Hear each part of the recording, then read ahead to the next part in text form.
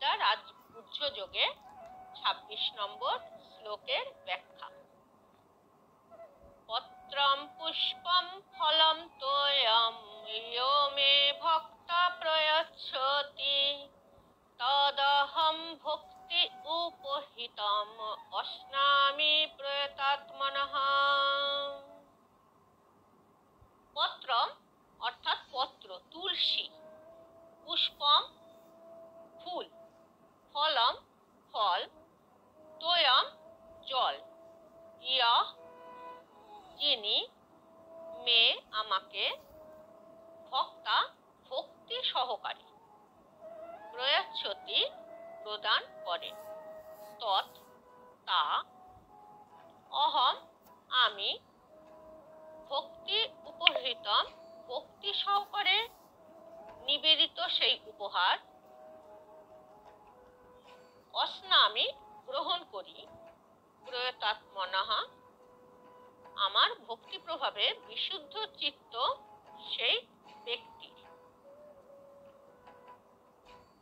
যে ভক্ত আমাকে ভক্তিভাবে পত্র, পুষ্প, ফল, জল ইত্যাদি যা কিছু অর্পণ করেন, আমি তার সেই ভক্তি প্রদত্ত উপহার গ্রহণ করে থাকি।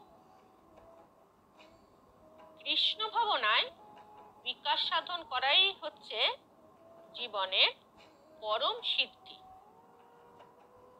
কৃষ্ণের সান্নিধ্য লাভ করার একমাত্র উপায় হচ্ছে ভক্তি।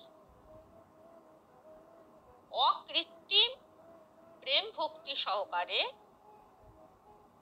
একটা পত্র বা পুষ্প বা ফল, এমনকি একটু জলও পরমেশ্বর ভগবানকে অর্পণ করা যেতে পারে এবং ভগবান তা গ্রহণ করে সন্তুষ্ট হন।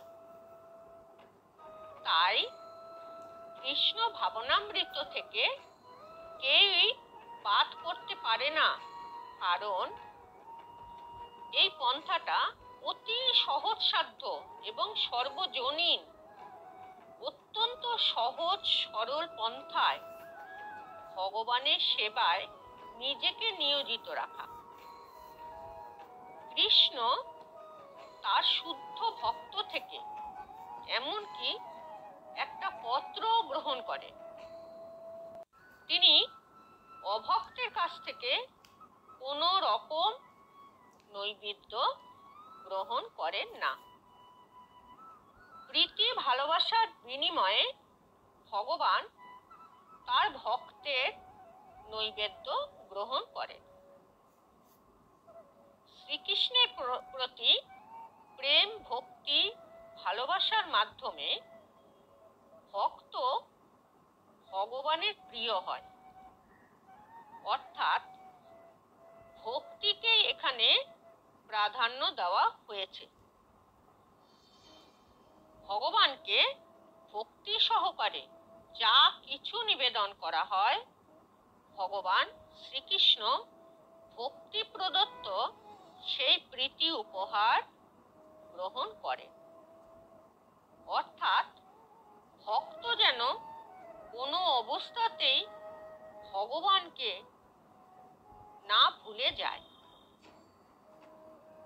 শুদ্ধ ভক্তি সম্পন্ন নিষ্কাম প্রেমিক ভক্তের ভক্তি সহকারে ভগবানকে যা দেন, ভগবান তা খুব সন্তুষ্ট হয়ে গ্রহণ করেন। আজ এ পর্যন্তই। যদি তোমাদের ধর্ম কথা শুনে ভালো লেগে থাকে তাহলে লাইক, শেয়ার ও কমেন্টস করো, চ্যানেলটি সাবস্ক্রাইব করো, বেল বাটনটি প্রেস করো যাতে নতুন অডিও তোমাদের কাছে পৌঁছতে পারে। আজ এখানেই শেষ করলাম। হরি ওম।